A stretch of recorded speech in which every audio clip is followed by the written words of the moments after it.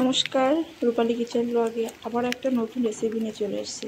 তো বাইরে অঝোর ঝড়ে বৃষ্টি ঝরছে, আর বিকালে যদি একটু স্ন্যাক্স টাইপের কোনো খাবার তৈরি করা হয় তাহলে তো খুবই সন্ধ্যাটা জমে যায়।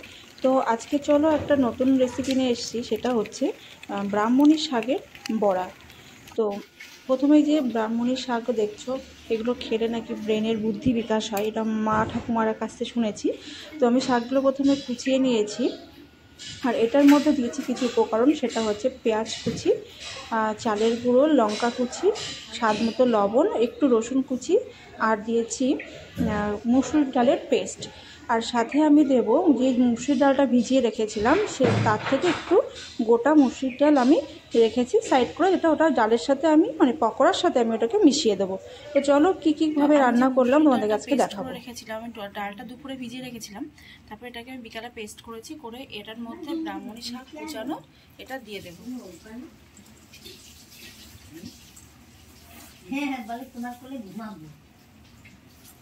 যে একে একে এর মধ্যে মশলাগুলো দিয়ে দেবো। এই যে এখানে রেখেছি, প্রথমে দেব পেঁয়াজ কুচি,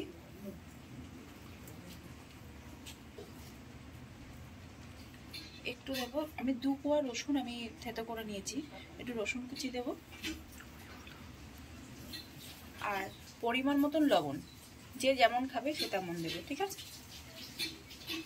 আর দেব কাঁচা লঙ্কা কুচি, লঙ্কাটাও যার যার মুখে যেমন স্বাদ সে তেমনভাবেই দেবে। আমি এখানে 2টো লঙ্কা কুচি দিয়েছি, লাগলে পরে আমি যে গুঁড়ো লঙ্কাটা রেখেছি, যদি লঙ্কা লাগে তখন আমি গুঁড়ো লঙ্কাটা দেব।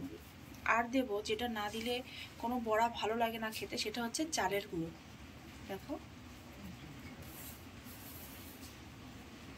আর একটু স্বাদ মতো চিনি দেবো, যেহেতু ব্রাহ্মণী শাক একটু কষ টাইপের লাগে খেতে, একটু চিনি দিলে সেটা ব্যালেন্স হয়ে যায়। এবার এটাকে আমি ভালো করে মিক্সড করব।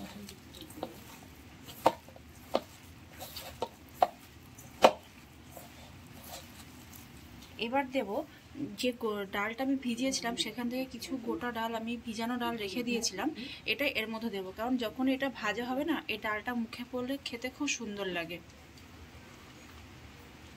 অল্প একটু ভেজানো গোটা ডাল দিয়ে দেবো।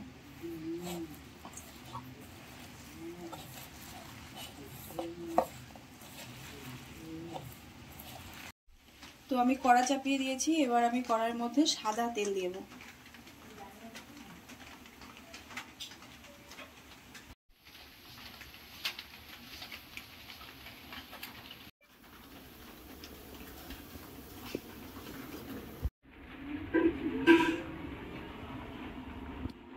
তো দেখো, বড়া বানানোর জন্য আমি যে ব্যাটারটা বানিয়েছিলাম ব্রাহ্মণী শাকের, তো সেটা আমার রেডি হয়ে গেছে। আর দেখলে কড়াইতে তেল দিয়ে দিয়েছি।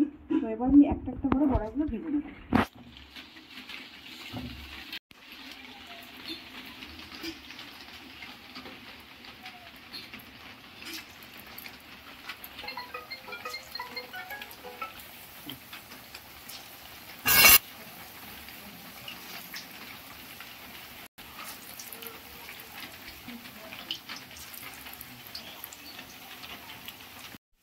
তো বড়াটাকে আমি এপিট ওপিট করে লাল লাল করে ভেজে নিলাম, এবার তুলে ফেলবো।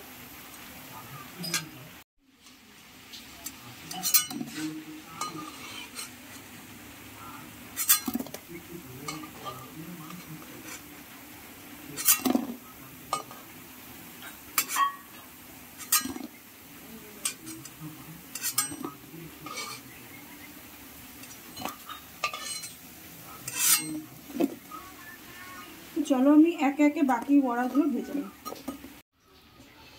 তো আমার একে একে সমস্ত বড়াগুলো ভাজা হয়ে গেছে। এই